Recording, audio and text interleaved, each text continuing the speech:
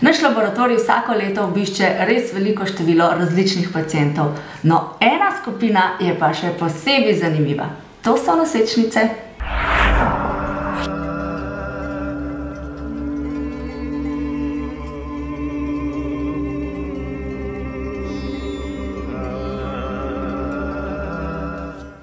Dobrodošli nazaj na kanalu Moj laboratorij. Midva sva Bija in Aleš, sva zdravstvena delavca, ki vam na tem kanalu veliko govori o ščitencih, hormonih, neplodnosti, intolerancah, pa tudi o prehrani in nasvetih za zdravje.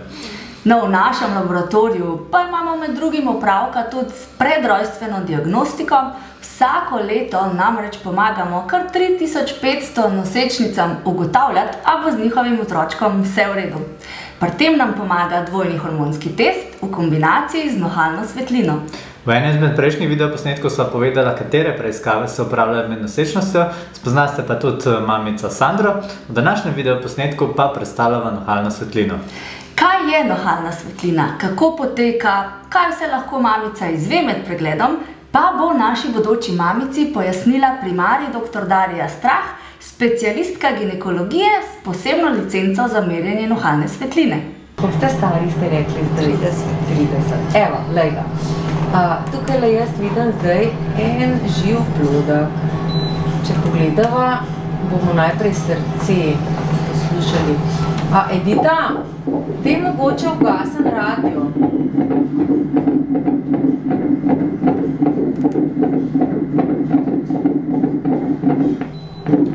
Zdaj, v 12. oziroma vi ste zdaj že v 14. tednu, je plodov v srce veliko toliko kot eno zrno riža. Če bi ga natančno pogledali, vendar v splošnem presajanju tega ne delamo vsaki gospe, pa že lahko ugotovimo 2 ventrikla in 2 atrija, se pravi 4 kamrice. Zdaj bova pogledali, kakšen je utrip srca, ker je srce majhno, je tudi utrip srca večji, kajti ima manjši volumen. Vse, kar je med 150 do 175 utripov na minuto, velja za normalno srčno frekvenco v prvem trimesečju. Frekvenca vašega bodočega otročka je 159 na minuto, se pravi, da je to v redu. Je eden, zdaj že lahko rečeva, da je živ, a ne? Prsni koš, glavica, zdaj se otroček premika, se lepo vidi, da se je začel premikati, tole je nosna kost, zgornja, spodnja čeljustnica, ga bova zmerili, koliko je velik. Za 13 tednov in 2 dni raste otrok zelo lepo, če ne skoraj idealno. Noseči ste 13 tednov in 2 dni, otroček je velik za 13 tednov in 2 dni in sicer ima malo več kot 7 centimetrov. Otrok zraste v prvem trimesečju, do 12. tedna se tudi že večina organov razvije in se pravzaprav konča organogeneza, 2 mm na dan, rečemo približno centimeter in pol na teden. Tako da rast je zelo, zelo hitra, razvoj je hiter, kompleksen in v tem času je pomembno, da na nosečnico ne vplivamo z nekimi slabimi zunanjimi pogoji, kot so zastrupitve, delo pod posebnimi pogoji ali pa nočno delo, to se ne dela nosečnici.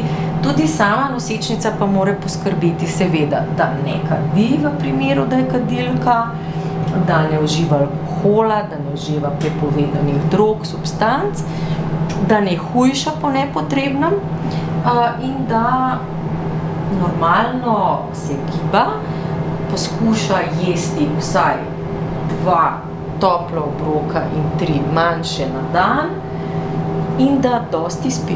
To so neki optimalni pogoji, tako za mamico, kot tudi za otroka, da se razvijata. Predvsem so v začetku bolj pomembni pogoji za nosečnico, kajti otrok vzame v začetku in tudi do konca praktično vse, če je mama le v približno normalnem zdravstvenem stanju. Zato na koncu tudi vidimo, da je slabokrvna, kajti otrok vzame tisto, kar mama že ima. Zdaj se premika. Tole je zatilje, tole je nuhalna svetlina. To je prva meritev, Sandra. Kaj je pravzaprav nuhalna svetlina? Zdaj imamo ta pregled. Že praktično svetovna literatura pozna pojem nuhalne svetline in da je večja nuhalna svetlina, večje tveganje za kromosomsko nepravilnost, pomen le-te, že več kot 30 let. V Sloveniji jo delamo tam približno od leta 1998-99, tako da smo kar se tiče pregledov v prvem trimesečju, ves čas bili v trendu z razvitim svetom oziroma Anglijo, profesor Nikolajdesa, ki je pravzaprav ugotovil pomen zgodnje morfologije z merjenjem zatilja. Ravno tako poznamo tako imenovani dvojni hormonski test, že ravno toliko časa, se pravi, to sta dva hormona, PAP-A in beta-HCG, s katerimi potem postane tak presejalni ultrazvočni pregled, ki je približno 80% zanesljiv, še bolj zanesljiv, približno slabih 90%. Temu se reče presejanje z zgodnjo morfologijo, nuhalno svetlino in biokemičnim testom oziroma slovensko dvojnim hormonskim testom. Slovenske nosečnice so čedalje boljše, čeprav ima še vedno okrog le ena tretjina žensk nuhalno svetlino in dvojni hormonski test. Zato si želimo, da bi pravzaprav vsaka imela vedno obe preiskavi. Kljub vsemu, da to delamo že več kot 20 let, moram pa slovenske nosečnice pohvaliti, saj že dolgo časa nazaj so prepoznale ta pregled kot zelo pomemben in imamo podatke iz statistike za nosečnice, da se več kot 90% vseh nosečnic odloči za ultrazvočni pregled. Tako smo pri odkrivanju Downovega sindroma v Sloveniji tudi zelo uspešni. Prvo meritev sva izvedli, zdaj bom pa jaz takole malo poskušala, kako se lepo videla ena rokica, bova še pogledali, malce kasneje. Se pravi, obrazek, nosna kost, zgornja, spodnja čeljustnica. Če pogledava zgodnji razvoj, glavica, kjer se zelo lepo vidita dve simetrični možganski polovici, glava je že sformirana, možgani pa se seveda še razvijajo. Kar se razvije so pljuča in možgani. Sicer pa vse ostale stvari, tudi lasni mešički, tudi nohti, samo še raste. Seveda zobje pa v trebuščku ne rastejo, to se začne potem po porodu, seveda. Se pravi, glavica, potem greva navzdol, preko obrazka, vidiva tipično, kako ima lego rokic, ki jih sedaj premika, prsni koš, trebušček, popkovina in obe nogici, dve steklenički, spodnja dela nogic, en podplatek, drug podplatek. Prstkov na nogicah običajno ne štejemo, pač pa se potrudimo in probamo pogledati roke. Pri rokah pogledamo dlan, s prsti, vedno preštejemo dolge kosti, 2, 1 in tudi na drugi strani lahko potem preštejemo vedno pravilen razvoj. Temu se reče zgodnja morfologija. Dlan, prsti, radius ulna, se pravi podlaktica in nadlaktica. Ena roka, druga roka. Trebušček je zaprt, otroček se živahno premika, hrbtenička je videti lepa, čeprav dokončno hrbteničko ocenimo pri morfologiji v drugem trimesečju. Normalno količino plodovnice, vedno ocenimo tudi plodovnico, in pa kje leži posteljica in kakšna je. Pri vas leži spredaj, kje pa leži posteljica v smislu, ali je nizko ali je prav visoko, pa je seveda potrebno še nekaj časa, okoli 28. tedna pogledamo, ali je posteljica dovolj visoko, da bo porod varen. Tako da sedaj so praktično vse posteljice nizke, kajti tudi maternica je nizka, in če pogledamo na trebušček, maternica tudi sama še toliko majhna, da ne gleda iz male medenice, zato jo tudi ne moreva izmeriti.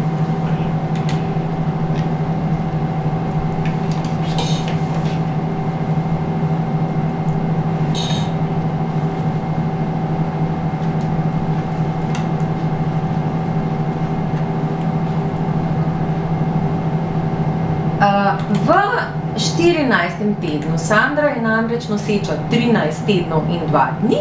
To pomeni, da je v 14. tednu si običajno lahko kar z veliko verjetnostjo rečem, kakšen spol bo imela. Tega na glas ne bom povedala, kajti nisem nosečnice niti vprašala, ali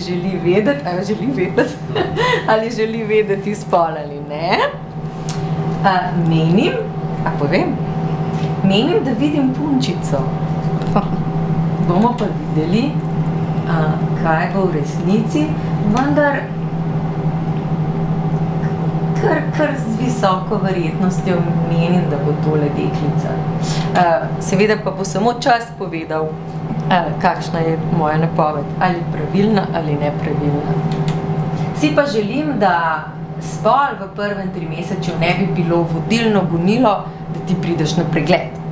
Ampak da se zavedaš, da prideš na pregled zgodnjega razvoja, da lahko odkrijemo določene nepravilnosti, zaradi katerih se lahko, Bog ne daj, vendar nosečnost tudi lahko prekine, saj določene nepravilnosti so za življenjem nezdružljive ali pa združljive z življenjem z zelo slabo kvaliteto življenja takega otročka. Za enkrat, Sandra, vidim vse popolnoma v redu. Ponovno bova izmerili vohalno svetlino in potem bova pregled končali.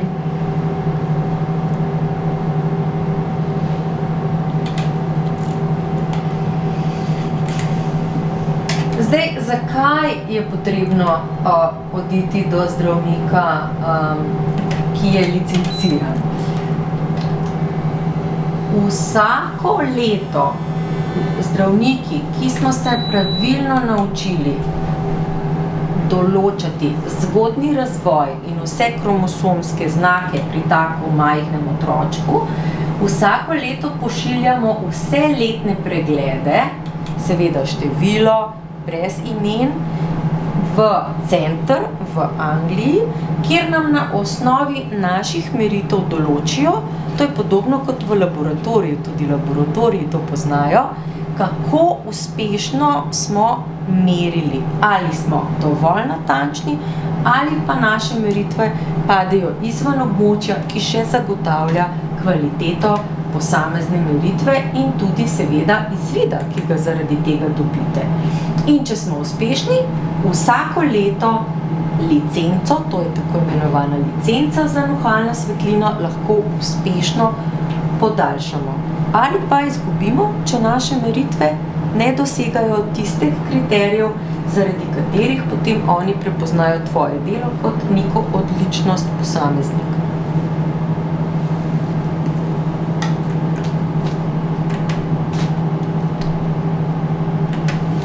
Ja.